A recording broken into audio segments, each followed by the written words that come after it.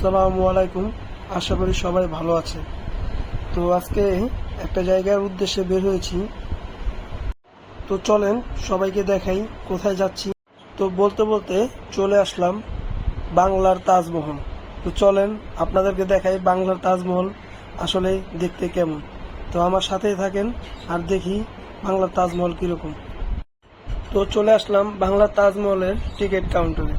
তো এখানে জনপ্রতি 200 টাকা করে টিকিট দিয়ে আপনাদের প্রবেশ করতে হবে। তো চলেন আমরা 200 টাকা করে টিকিট কিনি, টিকিট করে করে এটার ভিতরে প্রবেশ করি এবং দেখাই আপনাদের ভিতরে কি কি আছে। ভিতরে প্রবেশ করতে দেখবেন শাহজাহান ও মমতাজের একটি ছবি দেওয়া এবং স্বাগতম ভালোবাসা তাজমহল, আপনাদের সবাইকে স্বাগতম। তো একটু আগে বাড়লেই দেখতে পাবেন বাংলার তাজমহল। এই তো কত সুন্দর দেখা যাচ্ছে আমাদের সামনে। ঢোকার পরিবেশটা মনোরম পরিবেশ, তো দেখলেই বুঝতে পারবেন, না আসলে কেউ বুঝবেন না। তো চলেন দেখি ভিতরে কিরকম অপরূপ সৌন্দর্য।